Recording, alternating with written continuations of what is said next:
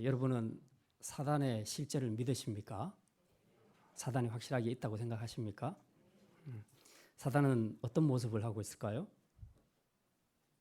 여러분이 생각하는 사단의 모습은 어떤 모습입니까? 혹시 사단 보신 분? 마귀를 보신 분 없어요?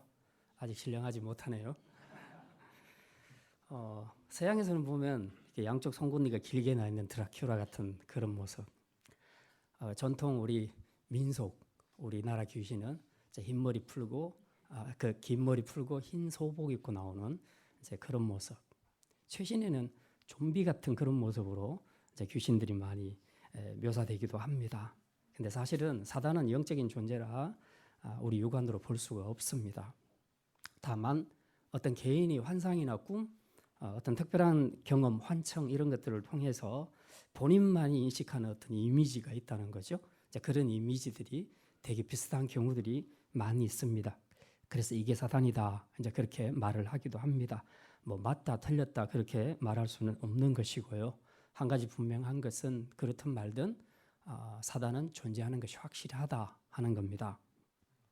근데 이제 우리 성도들이 중요하게 생각해야 될 것은 사단이 어떤 모습을 하고 있는가, 이게 중요한 것이 아니고 사단이 무슨 일을 하는가, 사단은 어떤 목적을 가지고 있는가 하는 것을 우리가 잘 알아야 됩니다. 왜냐하면 생각보다 사단은 굉장히 우리 삶의 깊숙한 곳에 들어와 있습니다. 그래서 크고 작은 모든 일들에 사단들이 일일이 다 개입을 해서 문제를 일으키고 있기 때문에 사실 이런 인식이 있는 것과 없는 것은 성도가 영적인 싸움을 하는 데 있어서 승패를 좌우하는 굉장히 중요한 문제가 될 수가 있습니다. 사단의 목적은 분명합니다. 하나님을 대적해서 하나님이 이루시고자 하는 하나님의 나라를 무산시키는 겁니다. 그런데 하나님과 맞붙어서는 이길 수가 없겠으니까 이제 하나님을 믿는 성도들, 그 성도들을 겨냥을 해서 어쨌든 하나님 나라에 들어가지 못하도록 또 하나님의 일을 하지 못하도록 막는 일을 하는 것이 이제 사단이 하는 일이죠. 그게 목적입니다. 사단의 공격은 지금도 우리 삶 속에서 굉장히 우리가 느끼지 못해서 그렇지 굉장히 아주 리얼하게 이루어지고 있습니다.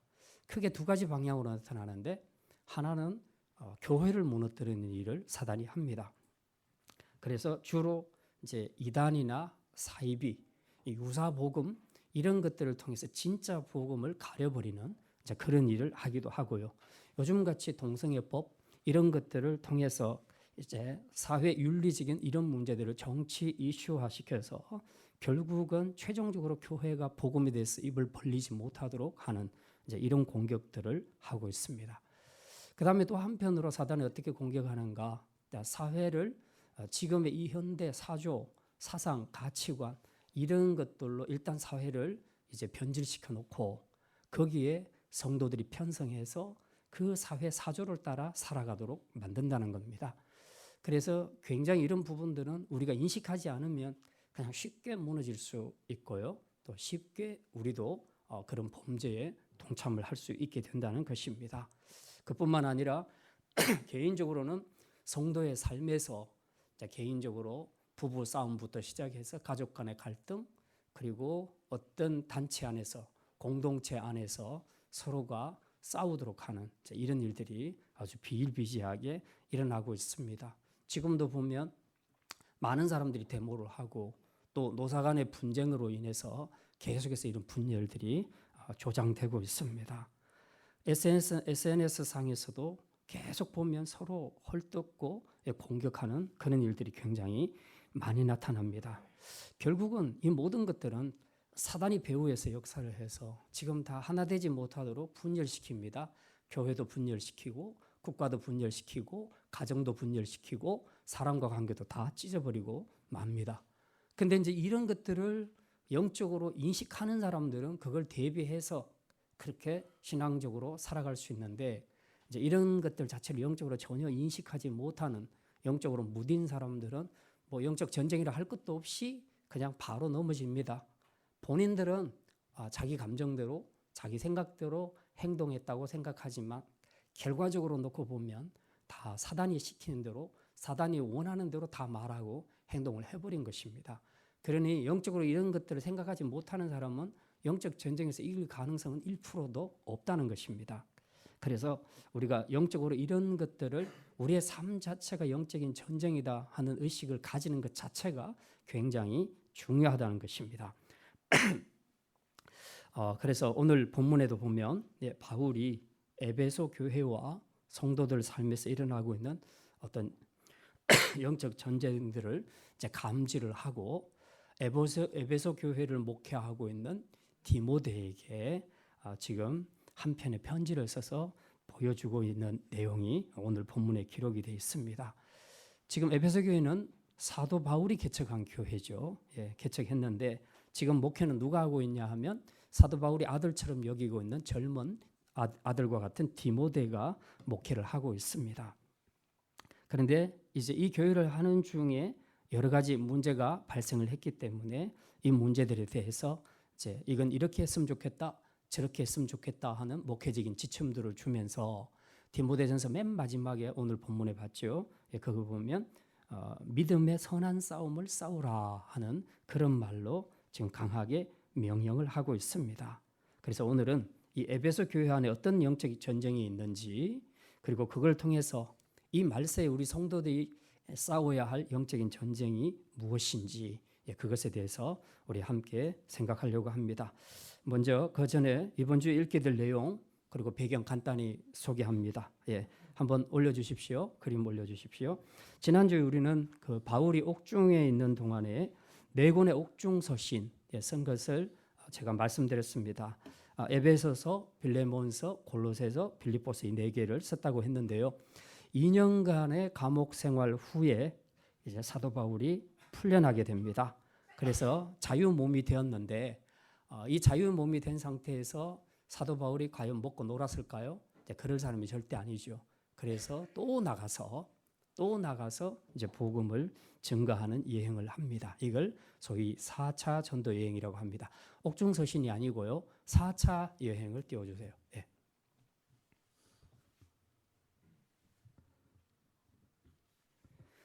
자, 4년 그 1차 감옥에 투옥됐죠. 그 가택연금 상태에서 4개의 편지를 썼다고 했는데요. 이제 후에 풀려나서 5년 가까이를 이제 4차 전도 여행을 하게 됩니다. 4차 전도 여행 여기서부터 시작을 해서 이제 주로 그 소아시아 이쪽에 교회를 많이 세웠죠. 소아시아 쪽, 그다음에 유럽, 마게도니아 쪽, 그리고 아가야 쪽 이렇게 해서 컵 모양으로 교회를 세웠는데 여기를 다 돌아보는 겁니다. 그리고 이번에 4차 여행은 요 밑에 있는 섬, 지중해에서 유명한 섬 그레데, 우리는 역사에서 크레타 섬이라고 그렇게 얘기하죠. 이 크레타 섬에 있는 교회를 방문하게 되는 이제 그런 내용입니다. 자, 이제 이 과정에서 세 통의 편지를 쓰게 됩니다. 이제 그걸 간단하게 설명을 드리겠습니다. 사도 바울이 이 에베소를 찾아가게 되었는데 여기서 빌립보에서 온 디모데를 여기서 만나게 됩니다. 합류하게 돼요. 자, 그런 상황에서 에베소 교회를 들여다봤더니 에베소 교회 안에 이단들이 들어와서 이제 난리를 치고 있었습니다. 그래서 이거 큰일 났다. 이 문제를 어떻게 하면 좋겠냐. 본인은 지금 빌립보로 넘어가야 되고 그래서 디모데에게 이 에베소 교회를 맡아달라고 부탁을 합니다. 디모데가 여기서 목회를 하게 되죠. 사도 바울은 빌립보로 갔다가 다시 돌아와서 만나기로 했는데 이제 사정이 여의치 않아서 못 오게 됐습니다. 그래서 사도 바울이 급하게 먼저 편지를 보냅니다. 디모데에게. 그래서 이 에베소 교회에 있는 문제들 네가 좀 잘 처리했으면 좋겠다. 이건 이렇게 해라, 저건 저렇게 해라 하죠. 상세하게 이제 편지를 써서 보낸 것이 오늘 우리가 읽은 디모데 전서입니다. 자, 그래서 이것을 목회 지침을 줬다 해서 목회 서신이라 그렇게 말합니다. 자, 한편으로 사도 바울이 또 한 번 이 그레데를 여행을 하게 됩니다. 여기는 디도와 함께 여행을 하게 되는데 여기는 이미 교회가 세워져 있는 상태였어요. 그런데 이 교회도 가서 보니까 비슷해요. 에베소 교회하고 비슷합니다. 상황이 율법주의, 영지주의 이런 이단들이 들어와서 판을 치고 있었고 당시 헬라 문화는 여러분들이 보시면 알겠지만 전부 신들 간에도 음란한 것들이 전부 다 이제 돼 있는 것이 헬라 문화입니다. 그러다 보니까 이 헬라 문화를 따르는 사람들의 삶은 어쨌든 타락할 수밖에 없는 겁니다. 육신의 정욕을 따라 살기 때문에. 그래서 이 그레데 교회가 이런 타락한, 육적으로 타락한 일들이 굉장히 많았습니다. 그래서 이것도 안 되겠다. 그래서 디도에게 네가 이 교회를 좀 잘 지도해라 하고 맡기고 본인은 이제 돌아갑니다. 돌아가서 사도 바울이 염려가 됐죠. 그래서 디도에게 한 통의 편지를 보냅니다. 그래서 이 문제는 이렇게 처리하고 저 문제는 저렇게 처리해라. 그렇게 해서 이제 목회 지침을 준 것이 디도서입니다. 디도서. 그래서 디도서와 디모데전서는 목회 서신이라고 그렇게 말합니다. 목회를 이렇게 하라 하는 그런 내용이죠. 자, 그리고 난 다음에 이제 사도 바울이 그 AD 64년, 65년 경에 네로 황제 때, 로마의 네로 황제 때에 로마의 대화재 사건이 하나 일어나게 됩니다. 이건 네로 체계에서 일부러 저지른 거예요. 새 도시를 건설하기 위해서 일부러 저지른 것인데 이게 이제 큰 문제가 되니까 이걸 누구한테 뒤집어 씌웠냐 하면 당시 그리스도인들의 방화범이라고 그렇게 뒤집어 씌웠습니다. 그래서 그때부터 그리스도인들에 대한 대대적인 박해가 시작되게 됩니다. 그래서 많은 그리스도인들이 잡혀가서 콜로세움 경기장에서 우리가 아는 것처럼 사자들에게 찢겨 죽이기도 하고 끓는 물에 들어가서 삼겨져서 죽기도 하고 화형을 당하기도 하고 엄청나게 순교를 많이 당했습니다. 그리고 이것을 피해서 살아남은 사람들은 전부 카타콤 같은 이런 지하동굴 무덤으로 들어가서 그렇게 생활을 하게 됩니다. 자, 그러다 보니까 그리스도인들은 그냥 잡히는 대로 발각되는 대로 다 체포가 되는 그런 상황이었다는 것입니다. 자, 바로 이런 상황 때문에 확실한 그리스도인이었던 선교 여행하던 사도 바울도 함께 걸려서 감옥에 투옥되게 됩니다. 이걸 2차 투옥이라고 그렇게 말합니다. 자, 2차 투옥은 가택연금 상태가 아니고 진짜 감옥이에요. 감옥에 들어가서 고문도 당하고 매질도 당하고 고통을 많이 받습니다.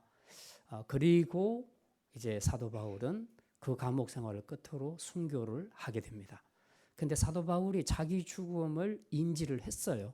자기 죽음의 때가 가까운 줄을 이제 깨닫고 마지막으로 아들 같은 디모데에게 편지를 씁니다.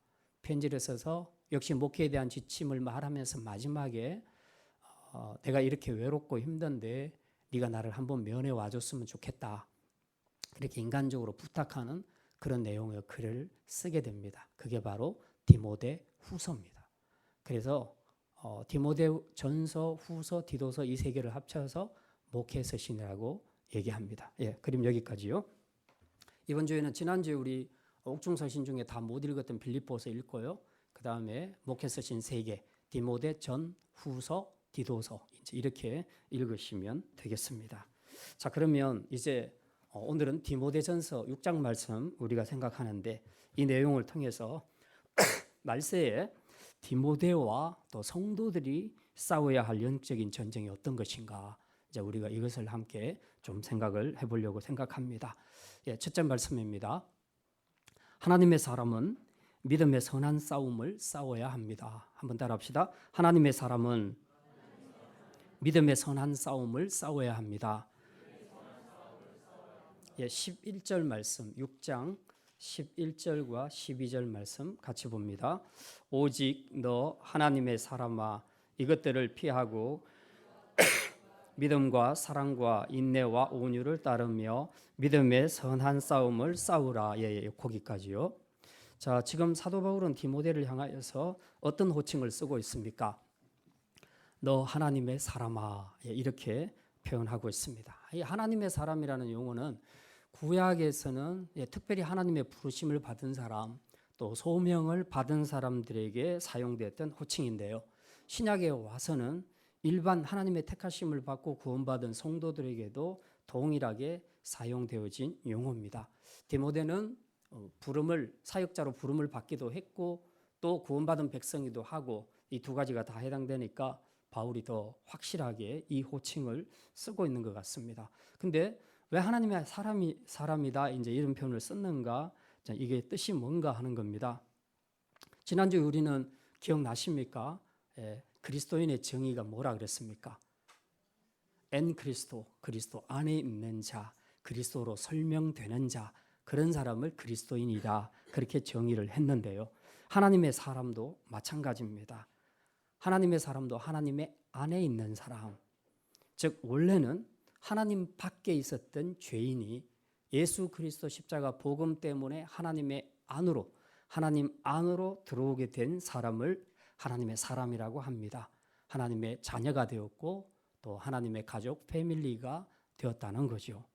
그래서 역시 그리스도인과 똑같이 하나님의 사람 하는 것도 성도를 1차적으로 가리킵니다. 자, 이처럼 성도는 그리스도 안에 있기도 하고 또 하나님 안에 있기도 하는 그런 사람입니다. 그러니 이게 얼마나 복된 존재입니까? 그리고 우리 그리스도인의 신분과 정체성은 아주 명확합니다. 하나님의 사람이라는 거죠. 옆에 계신 분들하고 한번 인사해 봅시다. 당신은 하나님의 사람입니다. 이 말 들으면 약간 부담스럽지 않습니까? 내가 하나님의 사람이라고? 막 그런 생각이 들죠. 누구 아들, 누구 딸 이러면은 좀 이렇게 느낌이 오는데 하나님의 사람입니다 이러면 왠지 막 무겁잖아요. 좀 분명히 그런 것이 있을 겁니다. 대단한 호칭이라는 거죠. 근데 바로 이런 하나님의 사람을 향해서 바울이 주는 명령이 있습니다. 그게 바로 이제 오늘 본문 2절에 12절에 믿음의 선한 싸움을 싸우라, 영생을 취하라 하는 이 명령입니다. 싸움을 할 때 그냥 싸우라는 그런 얘기가 아니고 두 가지 길을 제시합니다. 오늘 11절과 12절에 보면요, 이 두 가지를 알 수 있는데 하나는 이걸 좀 피해라, 그리고 하나는 이걸 따르라. 피할 것과 따를 것 두 가지를 말씀하고 있습니다. 피할 것이 뭡니까? 11절에 뭘 말합니까? 뭘 피하라고 합니까? 이것들을 피하라. 그럼 이것들이 뭔가 하는 거죠. 그건 바로 위에 있는 내용들입니다. 4절부터 10절까지 기록된 내용인데요. 한마디로 말해서 경건한 교훈을 따르지 않는 그런 사람들, 불경건한 언행들과 그리고 자족하지 못하고 돈을 사랑하는 그런 사람들, 돈을 사랑하는 그런 마음, 이것을 피하라는 것입니다. 영적 싸움을 할 때 불경건한 것들은 하나도 도움이 되지 않는다. 이런 것들은 피하라고 그렇게 말씀합니다. 군인들이 전쟁을 하거나 또 아니면 스포츠 선수들이 경기를 할 때에 승리하기 위해서 반드시 해야 될 것은 피할 것은 꼭 피해야 됩니다. 그리고 따를 것은 꼭 따라야 된다는 겁니다. 예를 들어서 체중 조절을 해야 되는 그런 스포츠 경기들이 있지 않겠습니까? 그런 사람들 경우는 뭘 피해야 되겠습니까? 일단 과식하는 거, 과음하는 거, 흡연하는 거, 이런 먹는 문제, 입이 원하는 대로 다 먹어서는 안 된다는 거죠. 좋은 경기를 거둘 수가 없습니다. 이런 것을 피해야 한다는 것입니다. 대신에 무엇을 따라야 한다고 말씀합니까? 선수들은 정기적인 훈련과 규칙적인 생활 습관, 그리고 시간표를 따라 잘 움직여야 합니다. 영적 싸움도 마찬가지입니다. 사단과 영적 싸움에서 불경건한 언행이나 또 돈을 너무 사랑하는 마음, 이런 것들은 영적인 전쟁에서 하나도 도움이 되지 않는다. 이런 것들은 다 피하라고 말씀합니다. 대신에 뭘 따르라고 합니까? 11절에 나와 있지요. 의와 경건과 믿음과 사랑과 인내와 온유를 따르며, 이렇게 소개하고 있습니다.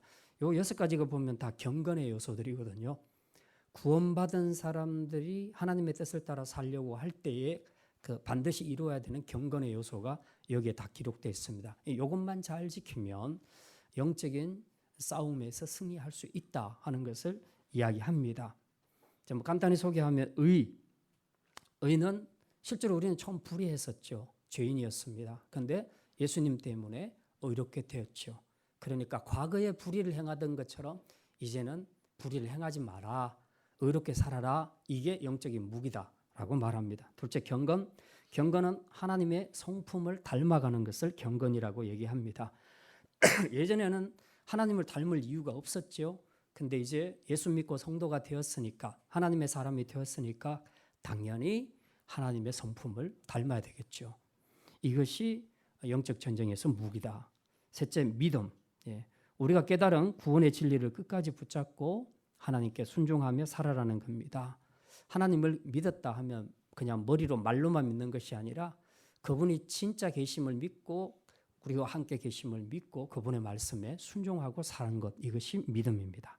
이게 영적으로 큰 무기라는 거죠. 사랑, 하나님이 독생자를 통해서 보여주신 사랑이 얼마나 지극합니까? 이 사랑을 너희들이 받았다면 너희도 똑같이 이 사랑을 전하며 실천하며 살아라. 이게 영적 전쟁에서 승리하는 무기다. 인내, 불신자와는 달리 우리에게는 분명한 소망이 있습니다. 지금 삶이 참 공고하고 힘들어도 우리는 마지막에 천국에 대한 소망을 가지고 있습니다. 이 소망 때문에 우리는 이 땅에서의 모든 시련과 고난과 고통들을 이겨낼 수 있는 거죠. 이게 인내입니다. 마지막으로 온유, 그리스도를 본받아서 하나님의 사람답게 다른 사람들을 용서해주고 너그럽게 이해해주는 그런 삶을 살아라. 이런 온유가 영적 전쟁에서 굉장히 큰 무기가 될 수 있다라고 그렇게 말합니다. 이 항목들을 우리가 보게 되면요, 확실하게 다릅니다. 우리가 세상에서 하는 모든 전쟁들은 전부 혈과 육의 전쟁입니다. 요즘 뭐 북핵 문제로 미국, 일본, 뭐 중국과 북한과 계속해서 설전을 벌이고 주고받는 이런 회담들이 보면 말이 회담이지 거의 싸움이지 않습니까? 자기 목표를 달성하기 위해서 수단과 방법을 가리지 않고 그 약자는 눌러버리고 그리고 강탈해가는 이제 이런 형식으로 진행되고 있죠. 이게 국가 간에도 다 혈과 육의 싸움으로 나타나고 있습니다. 그런데 우리 개인의 삶에서도 똑같다는 거예요. 그래서 한 학교에서도 어린 학생들 사이에서도 힘 있는 아이들이 힘 없는 아이들을 괴롭히고 그리고 왕따시키고 그렇게 하죠. 다 크든 작든 어른이든 아이든 관계없이 전부 우리 이 지상에서 우리가 싸움을 경험하고 있는 것들은 자 혈과 육의 싸움으로 나타나고 있다는 것입니다. 그런데 우리가 오늘 11절에서 읽어본 내용들을 보면요, 이 영적인 싸움에서 우리가 사용해야 될 무기들은 보니까 전부 그런 것과 반대되는 것들입니다. 의와 경건과 믿음과 사랑과 인내와 온유, 이 무기를 가지고 나가면 이 선한 믿음의 싸움에서 이기게 될 것이다. 그렇게 사도 바울이 말씀하고 있습니다. 그래서 우리가 항상 이런 영적인 무기들을 잘 갖추도록 생각을 해야 합니다. 실제로 디모데는 이렇게 하나님의 사람으로서 지금까지 이 믿음의 싸움을 나름대로 잘 싸웠습니다. 오늘 사도 바울이 12절에 보니까 믿음의 선한 싸움을 싸우라, 영생을 취하라, 그렇게 말합니다. 이 무기들, 6가지 무기들을 가지고 영적인 싸움을 싸우게 되면 마지막에 그 결과가 어떻게 되느냐? 영생을 취하게 될 것이다. 그렇게 말씀하고 있습니다. 이 말은 우리가 무슨 행위로 영생을 취한다는 말이 아니에요. 믿음으로 하나님의 사람답게 선한 싸움을 싸우다 보면 결과적으로 완전한 영생을 취하게 되는 결과가 나타나게 될 것이다. 그렇게 말씀하고 있습니다. 그래서 우리는 항상 내가 하나님의 사람이다 하는 것을 인식하는 것이 굉장히 중요합니다. 내가 그걸 인식하면 하나님의 사람으로서 합당한 무기를 사용하게 될 것이고, 내가 하나님의 사람이라는 사실을 잊어버리게 되면 혈과 육의 방식으로 대적을 하게 될 겁니다. 그러면 그 전쟁은 100% 영적으로는 지는 것입니다. 여러분이 스스로 하나님의 사람이라고 생각하십니까? 그렇다면 이제 우리가 믿음의 선한 싸움을 반드시 싸워야 합니다. 이건 하나님의 사람에게 주어진 의무이기도 하고 동시에 특권이자 축복이기도 합니다. 그렇게 할 때에 이제 디모데에게 하신 말씀처럼 영생은 우리에게 완전한 것이 될 것입니다.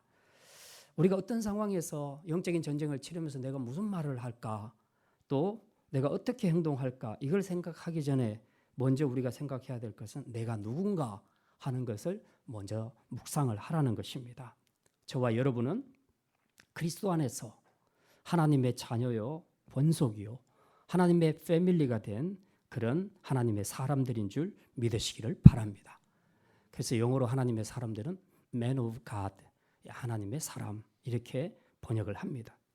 우리나라에서 청년들이 취업할 때 언젠가 제가 취업조사에 관한 뉴스를 좀 들어봤는데 청년들이 취업하는 데 있어서 제일 들어가고 싶어하는 하는 기업이 삼성이라고 합니다.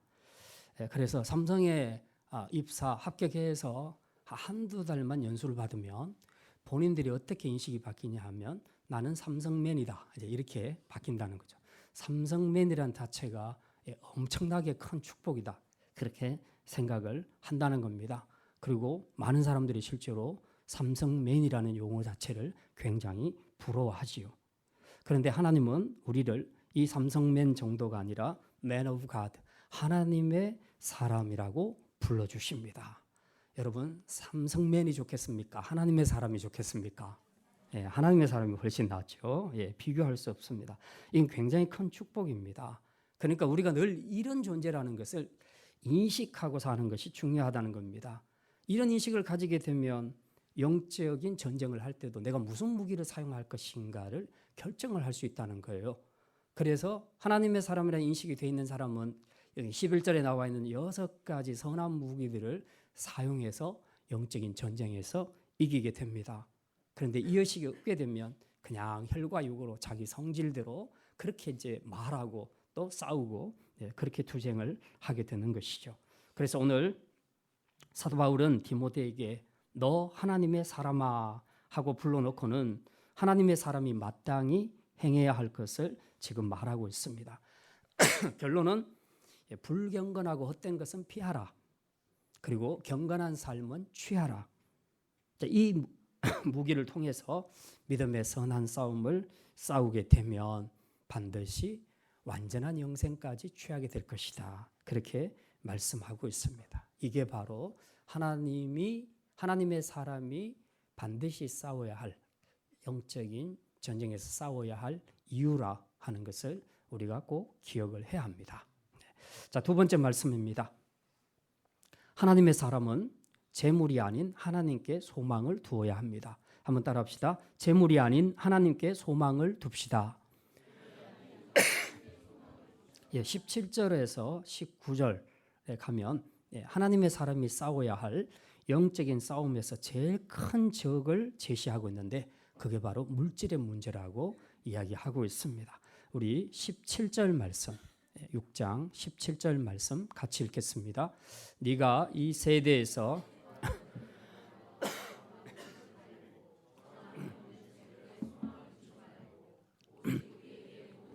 후히 주사 누리게 하시는 하나님께 두며. 바울은 디모데에게 성도들 중에 부자들이 있었어요. 그래서 이제 이 부자들에게 네가 이건 꼭 가르쳐라 하고 지금 그 훈계를 하는데 그 중에 세 가지를 이야기하고 있습니다. 오늘 본문 안에 그 본문 안에 바로 이 세 가지 17절 안에 세 가지가 나옵니다. 부자들이 꼭 기억해야 될 거. 첫째는 가진 재물로 인해서 마음 높이지 마라. 교만하지 말라는 겁니다.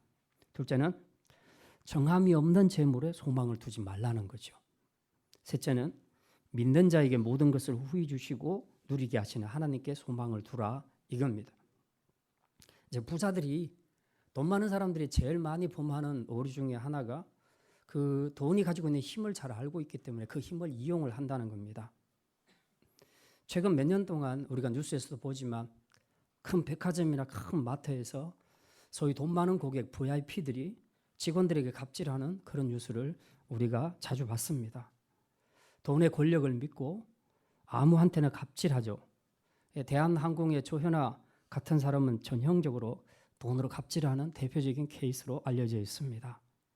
돈이 곧 힘인 이런 자본주의 사회에서 가진 자가 돈에 대한 올바른 가치관 교육을 받지 못하게 되면 조현아 같은 이렇게 목에 힘주고 갑질하는 교만을 떨게 되는 겁니다. 디모데 당시에도 에베소에는 문화적으로나 상업적으로 굉장히 대도세였기 때문에 부자들이 좀 돈 가졌다 하는 부자들이 제법 있었습니다.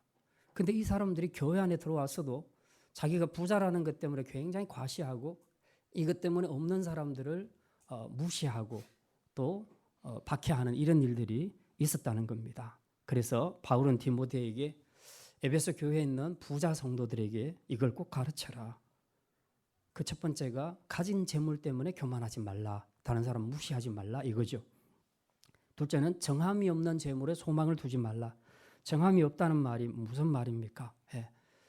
그 물질이라는 것은 한 곳에 고정되어 있지 않다는 거죠. 우리가 인생을 살아보면 알겠지만 돈이라는 것은 있을 때도 있고 없을 때도 있습니다. 내가 계획한다고 해서 그 돈이 내 안에 계속 머물러 있는 것은 아니라는 겁니다. 전혀 뜻하지 않는 일로 돈이 왕창 날아갈 수도 있고 생각지도 않은 수입들이 들어올 수도 있습니다. 정함이 없는 것이 재물입니다. 부자들은 돈을 많이 가지고 있기 때문에 돈 많이 가지고 있는 그 사람들의 입장에서는 돈이 소망이 될 수 있습니다. 왜? 돈이면 웬만한 문제를 다 해결할 수 있으니까 소망이 거기 있을 수밖에 없어요. 그래서 복음을 전해도 잘 안 받습니다. 왜냐하면 이미 이 땅에서 천국을 누리고 있어요. 돈으로. 그래서 모든 소망이 돈에 가 있습니다. 돈이 없는 사람들도 마찬가지예요. 돈이 없기 때문에 그들에게는 돈이 소망이 되는 겁니다. 하지만 돈이란 것은 항상 나무에 박힌 못처럼 그렇게 고정되어 있는 것이 아니고 항상 옮겨 다닌다는 거예요. 그렇기 때문에 정함이 없는 재물에 소망을 두는 것은 헛된 것이다. 대신 어디에 소망을 두라고 합니까? 17절에 보니까 하나님께 소망을 두라. 하나님이 어떤 분인데 하나님께 소망을 두라고 하는가? 17절에 보니까 그분은 우리에게 모든 것을 후히 주사 누리게 하시는 분이다. 그럴 수밖에 없는 게 지금 세상 모든 만물을 창조하신 분이 바로 하나님이십니다. 그리고 자신이 지은 이 세상을 지금도 다스리시는 분이 하나님이십니다. 하나님은 한마디로 만물의 주인이십니다. 그 주인이 모든 것을 다 가지고 있으니 우리가 주인 외에 소망을 둬야 할 이유가 어디 있냐 하는 것입니다. 이게 사도 바울의 관점입니다. 우리가 사는 세상은 길게 잡아도 100년입니다. 더 오래 사실 분들은 사십시오. 근데 우리가 이 땅에서 아무리 많은 재산을 가지고 있다 해도 죽을 때 못 가지고 갑니다. 그냥 거기서 끝입니다. 그리고 이 재물은 우리를 구원해 주지도 못합니다. 재물은 그저 우리가 사는 동안 이 땅에 사는 동안 필요한 것을 공급해 줄 뿐입니다. 그러므로 우리가 이 정함이 없는 재물에 소망을 두고 살지 않도록 그리스도인들이 조심을 해야 합니다. 진짜 우리가 소망을 둬야 될 것은 생명이신 하나님께 소망을 둬야 한다. 그러면 죽어서도 우리는 생명을 영생을 누릴 수 있기 때문입니다. 그렇다면 이제 부자들은 어떻게 살아야 되겠습니까? 18절에서 이렇게 대안을 제시하고 있습니다. 18절 말씀 우리 같이 읽겠습니다. 부자들은 어떻게 할까? 같이 읽습니다. 선을 행하고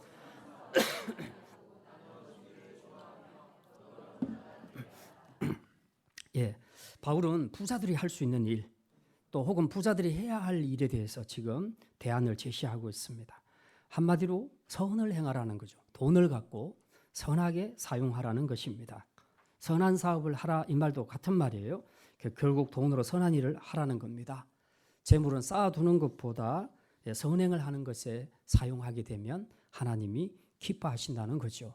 그래서 부자들에게 너희들이 가진 돈으로 선한 일을 많이 해라고 그렇게 가르치라는 겁니다. 디모데에게. 이제 그렇게 되면 이 대목에서 이제 부자들은 한 가지 의문을 제시하게 되죠. 물론 선한 일에 돈을 많이 쓰는 것은 좋은 일인 줄은 아는데 왜 하필이면 내 돈이냐? 그러니까 왜 내 돈 갖고 다른 사람을 위해서 써야 되느냐? 뭐 형편이 어려운 건 그 사람 사정인데, 근데 왜 내가 가진 돈을 갖고 왜 그 사람들한테 의무적으로 해야 한다고 그렇게 말을 하느냐? 이런 질문을 할 수가 있다는 거죠. 여러분도 아마 그런 생각을 이제 해본 적이 있을 겁니다. 근데 거기에 대한 답이 뭡니까? 바로 모든 물질의 주인은 하나님이시라는 겁니다. 아까 17절에 나와 있었습니다. 하반절에 보면 하나님은 어떤 분인가? 오직 우리에게 모든 것을 후히 주사 누리게 하시는 하나님, 이렇게 표현하고 있습니다. 지금 우리가 누리는 것, 이 모든 것들은 전부 하나님이 주신 것이라는 거죠. 그러니까 내가 내 노력으로 열심히 일해서 돈 벌었는데요, 그렇게 말할 수 있겠지만 그 노력에 대한 대가를 얻을 수 있도록 환경을 허락하신 분은 하나님이십니다. 예컨대 내가 건강을 잃었다, 아니면 직장이 없다, 그러면 아무리 건강한 몸, 똑똑한 머리를 갖고도 돈 한 푼도 못 벌 수 있는 겁니다. 하나님이 우리에게 건강을 주시고 하나님이 우리에게 직장을 주시면 우리가 그 수고의 열매를 거둘 수 있게 되는 거죠. 그러니까 궁극적으로 하나님이 이런 상황을 허락해 주셨기 때문에 된 것이다. 그래서 우리는 모든 것이 하나님의 것이고 하나님으로부터 나온다는 것을 우리가 고백을 하는 것입니다. 그러면 이제 부자들은 그런 말을 하겠죠. 그럼 뭐 하려고 나한테 돈 줬냐? 내가 돼지 저금통이냐? 이제 그렇게 생각할 수도 있겠죠. 답은 이겁니다. 우리는 물질의 청지기로 세움을 받았다는 것입니다. 제가 헌금기도할 때 항상 쓰는 용어가 선한 물질의 청지기가 되게 해달라고 그렇게 제가 기도하지요. 물질은 하나님의 것이니까 내 것은 아니지요.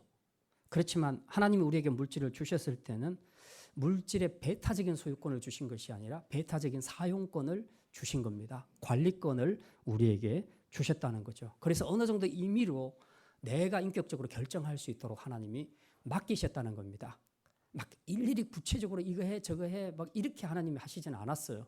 그러나 물질을 우리에게 맡겨주시면서 소유는 내 건데 사용은 네가 알아서 해라. 대신에 내 뜻에 따라서 해라. 주인의 뜻에 따라서 해라. 그래서 우리가 달란트 비유를 보면요. 5달란트, 2달란트, 1달란트 받은 종들이 있지만 다 주인의 명령을 따라 주인의 뜻을 따라 열심히 일해서 남기지 않았습니까? 구체적으로 무슨 장사를 하라 그렇게 말하지 않았어요. 그러나 가장 중요한 것은 주인의 뜻을 따라 열심히 수고했다는 겁니다. 그리고 마지막에 주인이 돌아오면 다 주인의 것입니다 하고 다 바쳐드리지 않습니까? 바로 이게 청직이라는 거죠. 우리가 물질을 생각할 때 부자들이 혹은 가난한 부자 아닌 사람도 마찬가지지만 물질에 대해서 생각을 할 때에 물질도 하나의 은사예요. 어떤 사람에게는 하나님이 재능을 주시고 어떤 사람에게는 건강을 주시고 어떤 사람에게는 외모를 주시고 다 여러 가지를 주셨습니다. 그중에 어떤 사람에게는 돈을 주셨습니다. 많은 돈을 주셨어요. 그러니까 우리가 돈을 어떻게 사용할 것인가 하는 기준은 내가 은사를 어떻게 사용할 것인가 하는 기준과 똑같다는 거예요. 그래서 하나님 우리에게 주신 은사는 어떻게 사용합니까? 나를 위해서 씁니까? 아니죠. 다른 사람들을 위해서 쓰잖아요. 은사란 것은. 다른 사람들을 위해서 쓰는 거죠. 그럼 돈도 은사 중에 하나니 똑같이 돈을 쓸 때에도 하나님의 뜻을 따라 다른 사람을 위해서 쓰라는 것입니다. 특히 어려운 사람들을 위해서 선하게 사용하라는 거죠. 그래서 18절 하반절에 보면 나누어 주기를 좋아하며 너그러운 자가 되게 하라. 부자들을 가르쳐서 일단 마음이 중요하다는 거죠. 가난한 사람들, 없는 사람들과 함께 나눠주는 걸 좋아하는 사람, 또 그들의 마음 어려운 처지를 잘 이해하고 너그럽게 자신의 것을 내줄 수 있는 사람, 이런 사람이 되도록 가르치라는 겁니다. 바로 그거죠. 이걸 개인적으로 잘하면 이제 좋은 구제, 좋은 후원이 이루어지게 되고요. 이걸 사회 정책적으로 실천하게 되면 사회 복지 사업이 되는 겁니다. 그래서 부자들은 이런 선한 일, 선한 사업에 돈을 쓰는 것이 그게 곧 하나님의 뜻을 따라 바르게 사용하는 것이다. 그렇게 말씀하고 있습니다. 그러면 이제 부자들이 이런 생각을 할 수 있죠. 아, 진짜 돈 많이 받았다고 좋아했는데 성경 알고 예수 믿고 나니까 이거 참 부담스럽네. 생각보다 재미없네. 이제 그렇게 생각을 할 수 있죠. 내가 내 돈 갖고 내 마음대로 썼을 때 사람들이 기쁘지. 이걸 갖고 가난한 사람들 도우라 그러면 그럼 왜 나 줬냐? 그럼 난 무슨 재미로 살란 말이냐? 그럼 나한테도 무슨 보상이 있어야 되지 않겠냐? 이제 뭐 이런 생각들이 본전 생각이 들 수 있지 않겠습니까? 하나님께서 그 본전 생각을 하시고 우리에게 좋은 선물을 준비하셨습니다. 예, 그게 바로 19절에 기록이 되어 있습니다. 19절 말씀 우리 같이 읽겠습니다. 이것이 장래에 자기를 위하여 예, 부자가 돈을 바르게 선하게 잘 썼을 경우에 손해보는 것이 아니다 하는 것을 지금 입증하는 내용이 19절에 기록이 되어 있습니다. 이 돈 쓴 것이 결국 어떻게 된다고요? 천국에서 좋은 터를 쌓아서 참된 생명을 취하는 결과를 가져온다고 그렇게 말씀합니다. 그렇습니다. 세상에는 공짜가 없습니다. 부자가 선한 사업을 위해 돈을 사용하면 그건 낭비요 손해가 아니라 하나님 앞에서 영적인 터를 쌓는, 그래서 참된 생명을 취하게 되는 영적인 축복이 된다고 그렇게 말씀합니다. 이 비슷한 말씀이 그 마태복음 7장 산상수훈에서도 그렇게 나옵니다. 오직 너희를 위하여 보물을 하늘에 쌓아두라. 거기는 조음이나 동록이 해하지 못하며 도둑이 구멍을 뚫지도 못하고 도둑질도 못하느니라. 네. 우리가 하나님 나라를 위해서 선한 일을 위해서 물질을 많이 사용하게 되면 이게 전부 어디로 저축된다? 하늘나라에 다 저축되는데 이 통장은 절대로 좀도 안 쓸고 동록도 해하지 못하고 그리고 도둑도 훔쳐가지 못한다는 겁니다. 절대로 변하지 않고 그대로 남아있다는 겁니다. 이 땅에서 가지고 있으면 언젠가 한번 뉴스 보니까 깜짝 놀랐어요. 어떤 가난한 사람, 이 나라에서 보조금을 받고 사는 사람인데 죽었는데 그 집을 무너뜨리면서 청소하는 과정에서 화장실에서 현금 뭉텅이가 엄청나게 나왔다는 그런 얘기입니다. 뭐 하려고 그 돈 갖고 숨겨놓고 그렇게 사는지 모르겠어요. 다 필요 없잖아요. 다 동력이 또 좀이 쓸고 그리고 어떤 경우는 도둑이 다 훔쳐가 버리고 그럼 뭐 하려고 그렇게 사냐는 거죠. 하나님께서 말씀합니다. 너희들이 이 땅에서 열심히 선을 행하면 선을 행한 데 사용하면 그거 전부 하늘나라에 다 저축된다.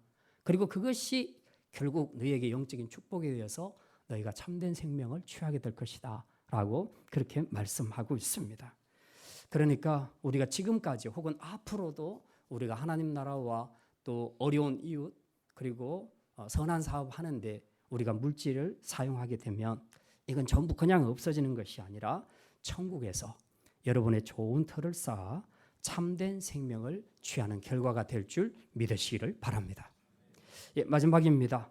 세 번째, 하나님의 사람은 망령되고 헛된 말을 피해야 합니다. 따라합시다. 망령되고 헛된 말을 피합시다.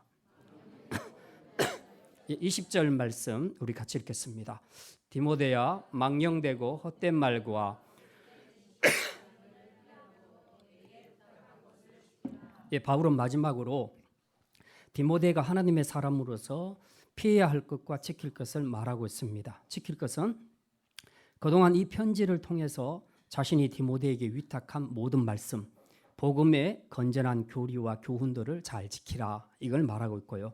반면에 피하라, 피할 것은 뭐냐?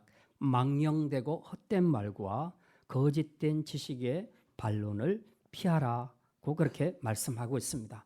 이건 지금 에베소 교회 안에 들어온 이단들, 유대주의와 영지주의자들을 염두에 두고 한 이야기인데요. 이 사람들은 바울과 디모데가 전했던 그 십자가 복음을 다 진리를 거스리고 그들이 헛된 말, 망령된 말, 이상한 이론 이런 것들을 가지고 이상한 철학과 궤변으로 복음을 변질시켰습니다. 심지어는 하나님의 신성을 모독하는 더럽히는 그런 말까지 해서 결국은 복음에서 많은 사람들이 떠나도록 그렇게 만들었다는 겁니다. 영적인 싸움에서 주의해야 할 것 중에 하나가 바로 이것입니다. 사단은 복음을 훼손하고 변질시키고 하나님의 신성을 모독하기 위해서 별의별 이론과 망령된 말을 다 사용합니다. 그들의 말은 영적으로 준비되지 못한 사람들에게는 굉장히 그럴듯하게 들립니다. 그래서 많은 사람들이 이 사람을 따라갔다가 어떻게 된다고 21절에 이것을 따르는 사람들이 있어 믿음에서 벗어났느니라. 믿음에서 벗어나면 구원에서 끝나는 겁니다. 그러니까 진짜 이거는 중요한 얘기죠. 그래서 하나님의 사람은 복음을 대적하는 이단들 또 복음을 거스리고 대적하는 그런 사람들과 교제할 때 교제도 안 해야 되겠지만 조심해야 됩니다. 그들은 늘 망령되고 헛된 말을 합니다. 그리고 심지어 하나님을 모독하는 말을 하기도 합니다. 그래서 그들과 자주 교제하다 보면 말을 섞다가 보면 자기도 모르게 배울 수도 있고요. 또 자기가 그런 말을 자꾸 듣다가 보면 거기에 익숙해질 수도 있습니다. 그래서 듣는 것도 조심하고 말하는 것도 조심해야 됩니다. 이런 종교적인 그런 언어 외에도 이걸 떠나서 하나님의 사람들은 말할 때 조심해야 합니다. 복음의 정신과 대치되는 그런 말을 하지 않도록 우리가 조심해야 됩니다. 세속적이고 천박하고 그리고 남을 죽이고 비방하는 이런 말 그리스도인들 하나님의 사람들은 하지 않도록 조심해야 합니다. 특히 요즘은 말의 홍수 시대입니다. 그래서 말 때문에 상처받고 말 때문에 사고 나는 경우가 많고요. 심지어 죽는 경우들도 많이 있습니다. SNS에서 올린 이 글들, 특히 댓글들 때문에 자살해서 죽은 연예인들도 있죠. 정말 이거 문제입니다. 거기 올린 댓글들을 보면요, 정말 끔찍하고 치명적인 표현들이 너무나 많습니다. 사람들을 완전히 매장시키고 그리고 사람들을 죽이는 그런 표현들을 쓰고 있다는 것입니다. 복음의 정신에 부합한 경건한 말들은 사람들에게 절대 상처를 주지 않습니다. 오히려 사람들을 바르게 세우고 위로하고 격려하게 됩니다. 하지만 복음에 반대되는 영성을 가진 사람들의 입에서 나오는 말은 정말 무서울 정도의 파괴력과 독을 가지고 있는 악한 말들이 많다는 것을 우리가 기억해야 합니다. 뿐만 아니라 지금 유튜브 같은 데서 떠돌고 있는 뉴스와 말들을 보게 되면요, 정말 거짓된 정보와 거짓된 지식들이 너무 많습니다. 그래서 이것저것 듣다 보면요, 진짜 판단이 흐려집니다. 우리의 판단을 왜곡시키는 논리들, 주장들이 엄청나게 떠돌아다니고 있는데, 이게 궁극적으로는 성도들에게도 그러고 또 복음과 교회에도 굉장히 큰 위협이 되고 있습니다. 근데 이걸 누가 사용하냐? 사단이 SNS를 지금 아주 엄청나게 활용하고 있다는 겁니다. 그래서 망령되고 거짓된 말, 이런 거짓된 뉴스 정보를 통해서 사람들의 마음을 혼란케 하고 결국 이 말을 그대로 믿고 따르는 사람들 때문에 사회가 지금 엉망이 되어가고 있는 것입니다. 이게 바로 영적 전쟁의 실상입니다. 거짓되고 망령된 말로 사회를 어지럽히는 사단의 괴계가 지금 교회 안팎에서 그대로 다 먹혀 들어가고 있다는 겁니다. 그래서 온통 이 소모적인 논쟁에 휩쓸려서 사람의 피로도가 극에 도달하고요, 그리고 사람에 대한 이런 불신이 극에 도달하고 있는 그런 상황에 있습니다. 완전히 사단에게 놀아나고 있습니다. 그러므로 하나님의 사람인 성도가 집중해야 될 것은 이런 것이 아니고요, 진리의 복음을 수호하고 복음에 합당한 바른 말, 바른 교훈을 우리의 생활 속에서 실천하는 것입니다. 여러분의 지금의 언어 생활은 어떻습니까? 하나님의 사람답게 진리 안에서 경건하고 아름다운 말을 하고 있습니까? 이 모든 것이 전부 영적 전쟁이라는 것을 우리가 기억하고, 언어를 통해서도 진리의 말씀, 복음의 아름다운 언어를 통해서 우리가 영적으로 사단과의 싸움에서 승리하는 성도들이 되어야 할 것입니다. 이제 말씀을 마칩니다. 저와 여러분은 Man of God, 하나님의 사람으로 부름을 받았습니다. 이건 우리 인간이 누릴 수 있는 최고의 축복입니다. 그러니 이제 우리는 하나님의 사람으로서 어떻게 살아야 되겠습니까? 세 가지 말씀드렸습니다.